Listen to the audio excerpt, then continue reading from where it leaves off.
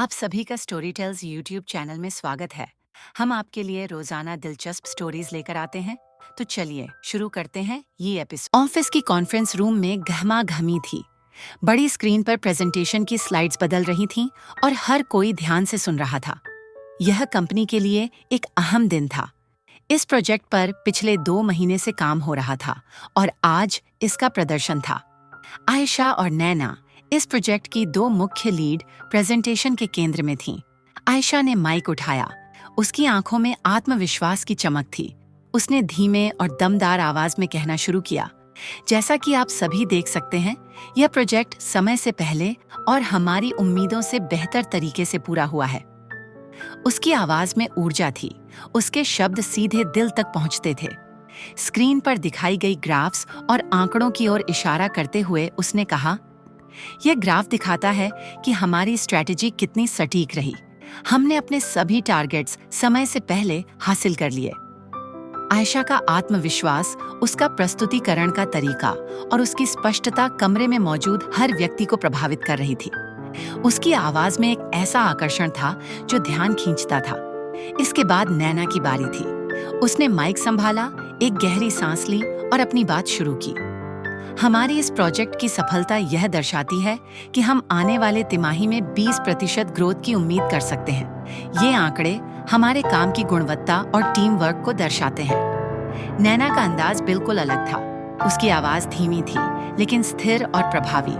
वह सीधे स्क्रीन की ओर देख रही थी और हर शब्द सोच समझकर कह रही थी। उसमें वह आत्मविश्वास नहीं था जो आयशा में था, लेकिन उसकी गंभीरता और सच्चाई महसूस की जा सकती थी। पीछे बैठा रोहन, जो प्रेजेंटेशन में पूरी तरह डूबा हुआ था, दोनों को बारीकी से देख रहा था। आयशा और नैना दोनों में इतनी भिन्नताएं थीं, फिर भी दोनों एक साथ काम करके शानदार परिणाम लाती थीं। आयशा की ऊर्जा और नैना की गहराई दोनों ही उसे प्रभावित कर रही थीं। आयशा जहां हर बात को जोरदार तरीके से कहती थी, वहीं नैना हर बात को सादगी से लेकिन ठोस तरीके से रखती थी। रोहन के मन में एक हलचल थी। ये दोनों कितनी अलग हैं और फिर भी कितनी प्रभावशाली। वह सोचने लगा।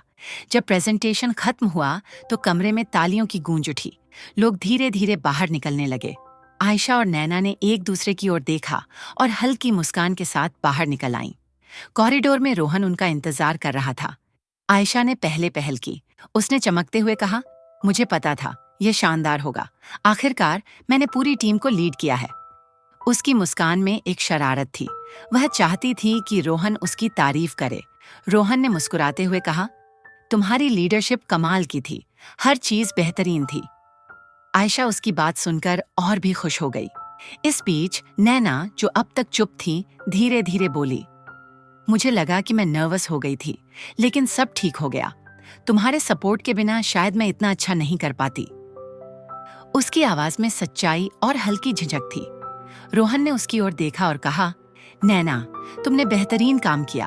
तुम्हारी नर्वसनेस किसी ने भी महसूस नहीं की। नैना ने उसकी आंखों में देखा और हल्के से मुस्कुरा दी। उसकी मुस्कान में भावनाओं का भंडार था, लेकिन वह अपनी भावनाओं को शब्दों में नहीं डाल पा रही थी। जब नैना चली गई तो आयशा ने मौके का फायदा उठाते हुए कहा, रोहन, तुम हमेशा मेरी प्रेजेंटेशन की तारीफ करते हो। लगता है तुम्हें मेरी स्किल से ज्यादा मुझ में इंटरेस्ट है। उसकी बातों में शरारत और आत्मविश्वास दोनों थे। रोहन ने हंसते हुए जवाब दिया, अरे आयशा, तुम्हारी स्किल्स की तारीफ सब करते हैं, तुम्हें तो पता है। आयशा उसकी बात सुनकर थोड़ा असहज हो गई। उसने इशारा सीधा किया था, लेकिन रोहन ने उसे मजाक में टाल दिया। यह उसे खलने लगा।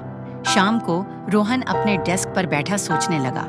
आयशा की चमकदार ऊर्जा और नैना की शांत गहराई दोनों ही उसे आकर्षित कर रही थी। उसने खुद से कहा, आयशा के साथ हमेशा एक जोश महसूस होता है, लेकिन नैना की सादगी और ईमानदारी कुछ अलग है। वह समझ नहीं पा रहा था कि यह सिर्फ दोस्ती थी या कुछ और। दोनों की ओर उसका खिंचाव उसे उलझा रहा था। जब वह अपने विचारों में खोया हुआ था, तब उसका फोन बजा। स्क्रीन पर आयशा का नाम चमक रहा था। उसने फोन उठाया। आयशा ने सीधे पूछा, रोहन, कल शाम को कॉफी के लिए चलोगे? मुझे तुमसे कुछ बात करनी है। रोहन एक पल के लिए चुप हो गया। उसे समझ नहीं आ रहा था कि यह सिर्फ दोस्ती की बात है या इसके पीछे कुछ और। उसने हाँ तो कह दिया, लेकिन उसके मन में सवाल उठने लगे। आखिर आयशा मुझसे क्या कहना चाहती है? उसने खुद से पूछा।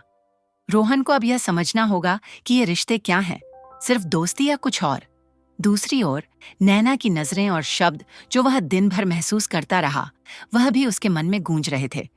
क्या रोहन अपनी भावनाओं को समझ पाएगा? क्या आयशा की बातों से रोहन को कोई इशारा मिलेगा? और नैना के मन की गहराई क्या उजागर होगी? अगले एपिसोड में इन सवालों का जवाब मिल। तो दोस्तों, अगर आपको यह एपिसोड पसंद आया हो तो हमारे चैनल स्टोरी टेल्स को सब्सक्राइब करना ना भूलें। वीडियो को लाइक करें, शेयर करें और हमें कमेंट में बताएं कि आपको यह एपिसोड कैसा लगा। मिलते हैं अगले एपिसोड में। धन्यवाद।